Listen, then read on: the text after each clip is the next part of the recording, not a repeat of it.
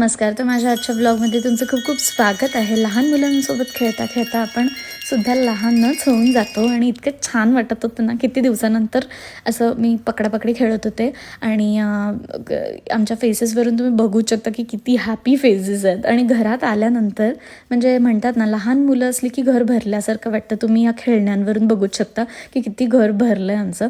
आणि त्यातमध्ये अर्जुन मला मदत करत होता सगळा पसारा आवरायला.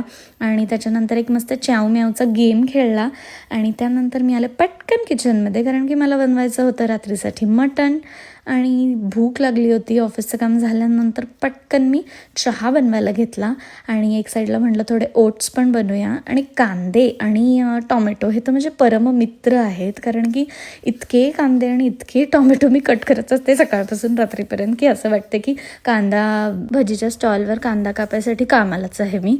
सो असा होता आजचा व्लॉग. आता भेटूया नेक्स्ट व्लॉगमध्ये. तोपर्यंत